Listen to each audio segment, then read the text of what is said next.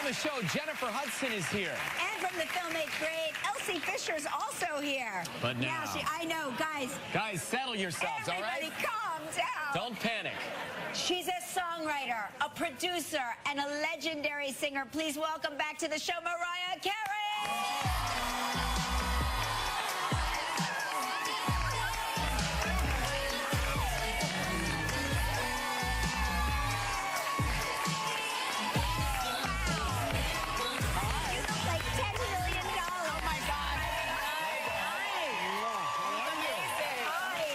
Fantastic. Great to see you. Gorgeous. Oh, thank you. She's too kind this month. Holy cow. I got to tell you that your fans are so devoted. I don't know what time they all lined up here. Early, but it was very early.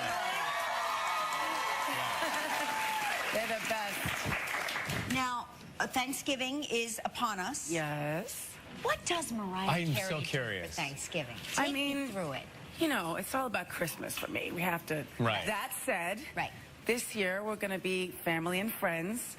We have a mutual friend, Christopher Buckle. We're planning a whole extravaganza. You're doing it together. Yes. Oh, I'm dying. So a Thanksgiving extravaganza. Yes. I mean, it's a prelude to Christmas. It's a launch of for the course. Christmas season. It yeah. really is. It's Yeah. the jumping off point. Yes. And then, and so, I mean, how many times a day, conservatively, would you say your Christmas album plays in your house? Because in our house, it is truly the only, it's really, we have a Mariah Carey station that is just around the holidays. Well, I do have 2 Christmas albums, so I made it easy for people if they wanted variety. But one is the 25th anniversary next year? Yes, next year. Right? Oh, my gosh. So this year I'm going to do shows in Europe, the Christmas shows, which I usually do here at the Beacon Theater, and we're taking it on the road, doing some festive, we'll be in Paris and London and all over the place. And are you taking the kids with you? Yeah, they're world travelers. They like it? Yeah, they love it. They love it. We just got back from Asia, which was like... Right, tell me about it. Yeah, so I was on my Asian tour. The kids were with me. They were like, we did everything from making dumplings to, I mean, they made a hot tub into a slip and slide. They did it all.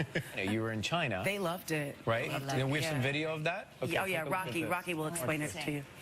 Rocky, what did you just say before about China? China is amazing and beautiful. Wait. Beautiful. It's beautiful, amazing, darling. It's a beautiful darling. That's really gorgeous. I mean, I'm just thinking that, I mean, I'm so excited for Rocky to have that vista. Oh my gosh. Like he has fun wherever he goes. He's a little comedian, and Roro is great. Yeah. You know. Do they have your, do they have the voice? Do you know yet? I mean, it's so early to... They love being around music, being around the band and the singers, and like, you know, coming to... Monroe's always like, I want to go to rehearsal. She likes going to rehearsal. And Rocky is already saying he wants to be a comedian, so we'll see. When were they first exposed to the music of Mariah? At birth. Yeah. At birth? Well, I think about it probably in utero. Well, you know the thing that they had, well, I don't know what they're doing with this now, but there was like an iPad when I was pregnant with them that you can strap around your belly and like get them to have the vibrations of music. I don't know what to believe about it. Did you do but that? I did, of course. And then when you're in the delivery room. I had you on 8-track. No, but in the delivery room, you can make a playlist. And like when you have twins, it's the whole thing. I don't want to get into the gory details, but they cut you open and stuff. Right. And so I made a playlist, and I had them when they were first born. They came out to Fantasy, the live version from Madison Square Garden, with the applause, because I wanted them to feel the applause. Oh, that's when they amazing. were first That's born. incredible. Yeah, now they don't even know that song, so I don't know. They will know it again, though. They definitely will. And in Rocky, we hear is someone not to be messed with, in a way, right? You don't really want to mess with him. He took on my whole band in an arm wrestle the other night at no dinner. kidding. Yeah. I'm trying to think where we were. Somewhere in Asia. Let's see if we have it here.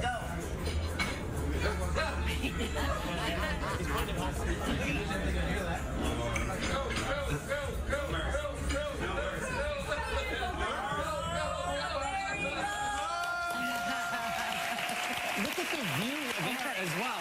I mean, Here's what I want to know. Are there any bad views in Asia? It's pretty amazing. It's really something. really is. it was the Mariah floor, darling. It was a very nice floor, darling. I just want them to not get used to all of that. Like, they have to know the other side of things, Yeah, too. right. So, you know. Well, that's for when they're adults. Yeah, I'm trying now, but it's hard. But, you know, they're enjoying it. Mariah Carey's here to stay right where you are. We are back with Mariah Carey, whose new album is called Caution. So give us a little background on why you decided to name it Caution.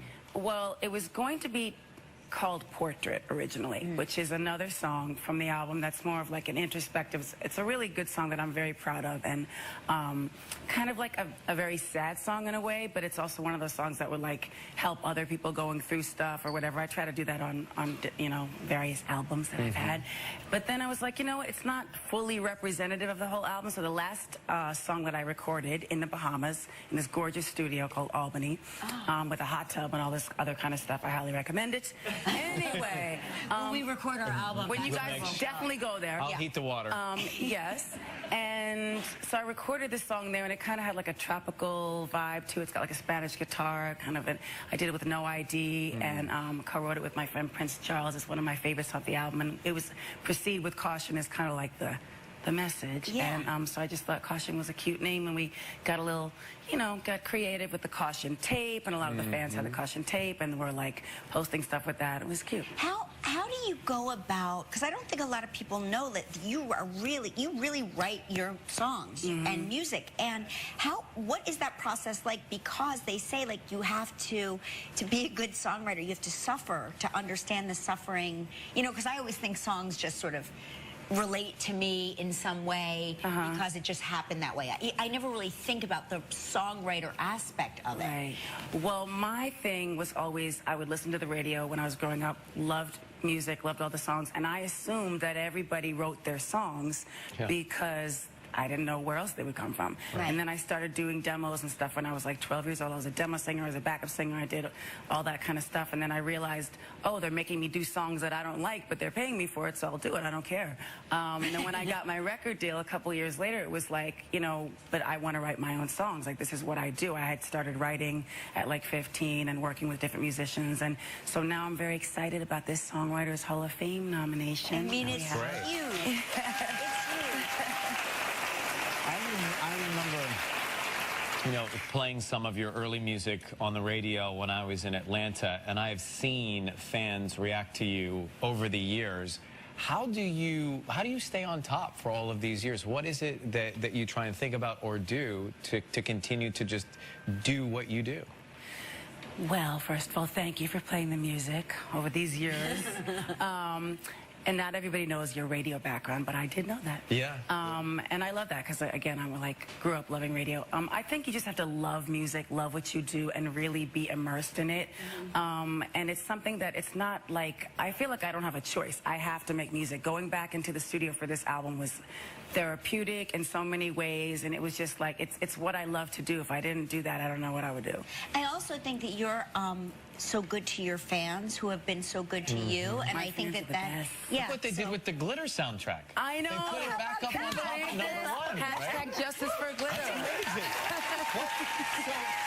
The family, they're unparalleled. The fans wanted to take control, right? 17 years later, right? my God, And these the numbers. fans are like, you know what? Let's make glitter #1. And they just And they did it. did. They did. It was a movement. And I think a lot of it, and I've been saying this, a lot of it's because I wasn't doing the songs from Glitter, and I would always be like, don't talk about it, don't mention it, it almost ruined my life. But the truth is, it's a good soundtrack. Loving the fans for making, for everything, but especially for this most recent movement. They'll get a chance to see you live coming up in the new year. On the Caution tour, on the big tour, right? With the new Oh my album. gosh. I'm so excited. I definitely, for them, have to throw in some of the songs from Glitter, Of course because at least one or two. Yeah, you have right? to. You must. You must. They have got the power. Well, it's great to see you, Mariah. Thanks So for good to coming see by. you, as always. Love you guys. Thank you.